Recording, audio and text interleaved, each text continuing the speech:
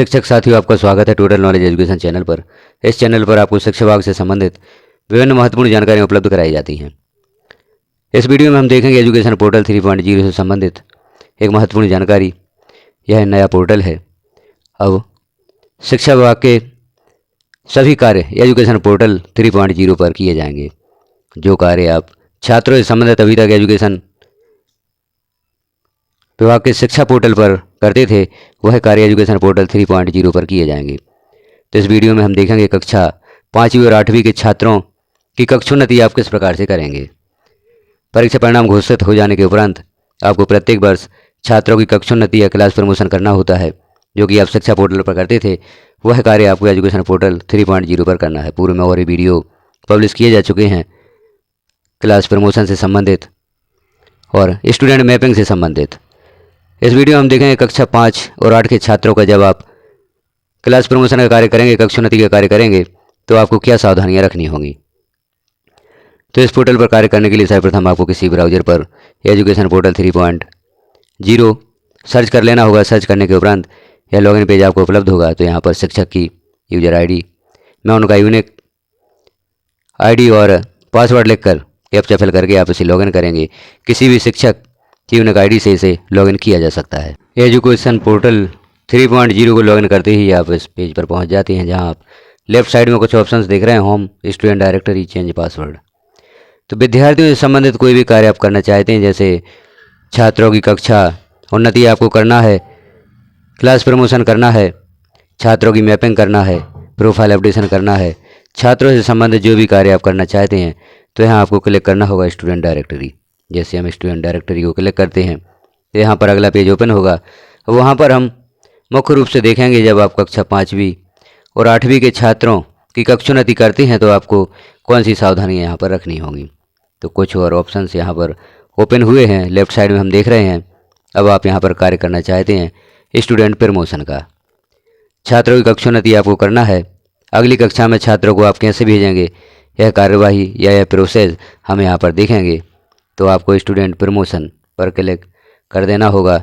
जैसे student promotion पर आप क्लिक करते हैं तो पुनः अगला पेज ओपन होगा।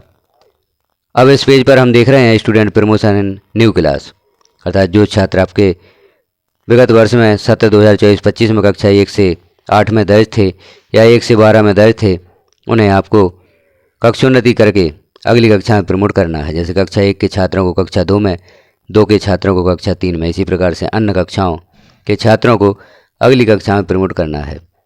अब हम यहाँ पर जानकारी देखना चाहते हैं कक्षा 5 के छात्रों का प्रमोशन आप कैसे करेंगे। तो हम यहाँ पर सिलेक्ट करते हैं कक्षा 5। जैसे ही आप कक्षा 5 सेलेक्ट करके सर्च पर क्लिक करते हैं तो यहाँ पर कक्षा 5 के छात्रों की सूची ओपन हो जाती है। अब यहाँ कक्षा 5 के छात्रों की सूची ओपन हुई है। अब इनकी कक्षोन्नति आप किस प्रकार से करेंगे। तो यहाँ पर आप देख रहे हैं सीरियल नंबर दिया गया है, एक्शन दिया गया है, स्टूडेंट आईडी है, स्टूडेंट नेम है, फादर नेम है, डेट ऑफ बर्थ है, अपीयर्ड इन एग्जाम है और स्कूल स्टेटस है। तो यदि आप इन सभी छात्रों की एक साथ कक्षोन्नति करना चाहते हैं तो जो एक्शन वाले कॉलम में चेक बॉक्स बना हुआ है, इस पर आप क्लिक कर देंगे तो सभी छात्र यहाँ पर सिलेक्ट हो जाते हैं और सभी छात्रों की एक साथ आप कक्षोन्नति कर सकते हैं।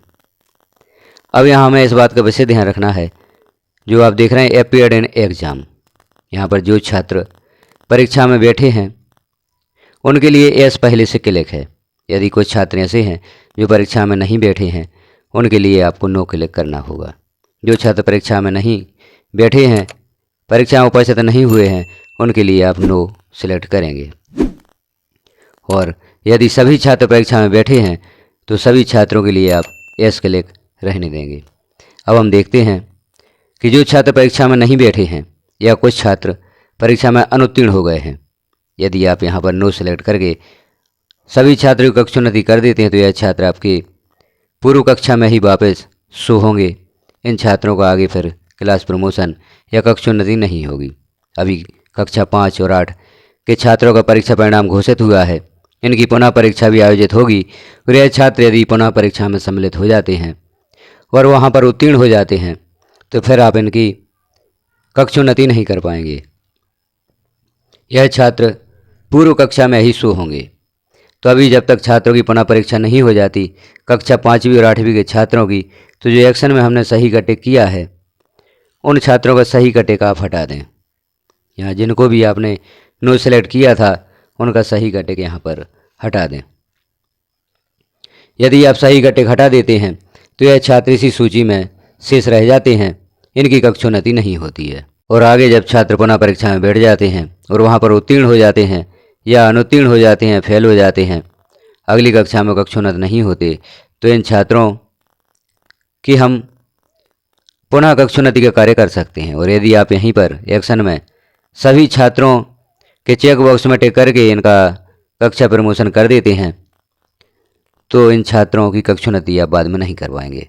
तो जो छात्र परीक्षा में उपस्थित नहीं हुए हैं या अनुत्तीर्ण हो गए हैं, इन्हें पुनः परीक्षा का मौका मिलेगा। उस परीक्षा में छात्र पास भी हो सकते हैं, उत्तीर्ण हो सकते हैं। तो उनके जो एक्शन वाले कॉलम में चेक बॉक्स है उसमें से टिक आप हटा दें तो बाकी छात्रों की कक्षोन्नति आप अभी कर सकते हैं। तो जिन छात्रों के एक्शन वाले कॉलम में सही का टिक है, आप जानकारी यहाँ पर देख लें। अपीयर्ड इन एग्जाम में यस लिखा हुआ है और जो छात्र परीक्षा में नहीं बैठे हैं उनके कॉलम में नो सिलेक्ट है। इस प्रकार से आप यस और नो सिलेक्ट कर सकते हैं। पुनः एक बार स्मरण करा दें कि जो छात्र परीक्षा में अनुत्तीर्ण हो गए हैं या नहीं बैठे हैं तो उनके एक्शन वाले कॉलम से सही का टिक हटा दें। जब यह छात्र पुनः परीक्षा देते हैं और वहाँ पर उत्तीर्ण हो जाते हैं तो फिर आप इनकी कक्षोन्नति कर सकते हैं। अब स्कूल स्टेटस में हम देख लेते हैं। जैसे यहाँ पर सेम सिलेक्ट है। आपके विद्यालय की अंतिम कक्षा यदि 5 है और 5 के छात्रों का आप कक्षोन्नति का कार्य कर रहे हैं, यह छात्र 6वीं में अध्ययन हेतु किसी अन्य विद्यालय में जाएंगे तो यहाँ आप अदर सेलेक्ट कर दें। यदि आपके विद्यालय की आखिरी कक्षा अंतिम कक्षा 5 है तो यह 6वीं में अध्ययन हेतु किसी अन्य विद्यालय में जाएंगे तो उनके लिए आपको अदर सेलेक्ट करना होगा।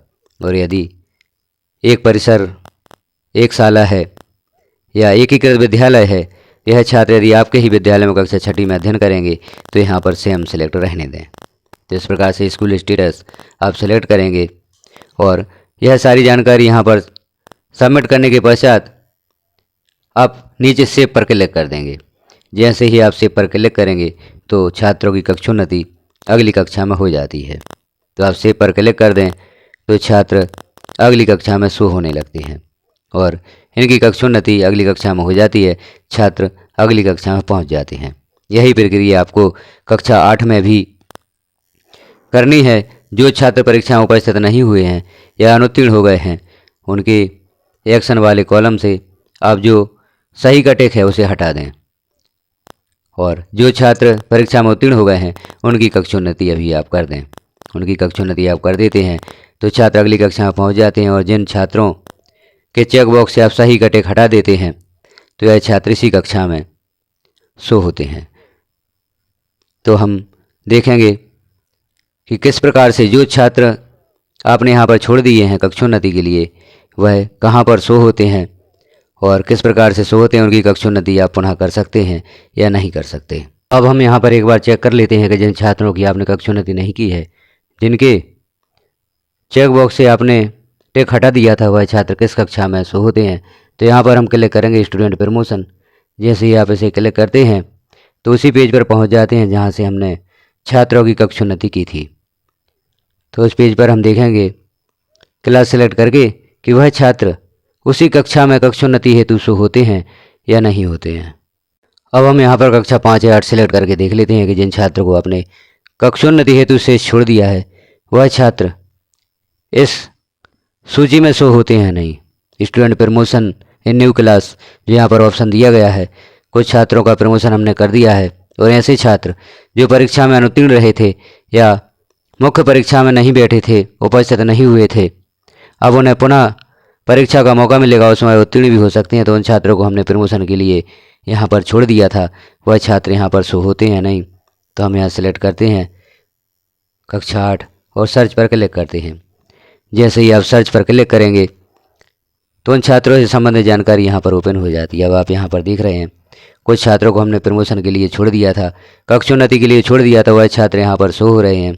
अब यह छात्र पुनः परीक्षा में यदि उपस्थित हो जाते हैं और वहाँ पर उत्तीर्ण हो जाते हैं तो जिस प्रकार से हमने अभी छात्रों की कक्षोन्नति का कार्य देखा था उसी प्रकार से आप पुनः कक्षोन्नति का कार्य करके इन छात्रों को कक्षोन्नत कर सकते हैं, अगली कक्षा में इन्हें भेज सकते हैं। तो यहाँ पर मुख्य बात यही थी, यही बताना चाहते थे कि ऐसे छात्र जो परीक्षा में मुख्य परीक्षा में अनुपस्थित रहे हैं, अनुत्तीर्ण हो गए हैं कक्षा 5वीं और 8वीं के, उन छात्रों की कक्षोन्नति अभी आप रोक सकते हैं। उनके एक्शन वाले कॉलम से सही घटक हटा सकते हैं, बाकी छात्रों की आप कक्षोन्नति कर सकते हैं और इन छात्रों की कक्षोन्नति आप पुनः परीक्षा संपन्न होने के बाद कर सकते हैं। हालांकि यही प्रक्रिया आप लोकल जो कक्षाएं आपकी कक्षा 1 से 4, कक्षा 6 से 7, वहाँ पर भी यदि यही स्थिति बनती है कि छात्र मुख्य परीक्षा उपस्थित नहीं हुआ है या अनुत्तीर्ण हो गया है, आप उन छात्रों की पुनः परीक्षा लेना चाहते हैं, तो इसी प्रक्रिया के द्वारा उनकी भी कक्षोन्नति करें। तो जानकारी कैसी लगी आपको कमेंट में अवश्य बताएं। चैनल पर पहली बार हैं तो चैनल को सब्सक्राइब कर लें, वीडियो को लाइक करें, अन्य साथियों में शेयर भी करें ताकि इस नए पोर्टल से संबंधित जानकारी सभी साथियों को प्राप्त हो सके। वीडियो को लास्ट तक देखने के लिए आपका धन्यवाद।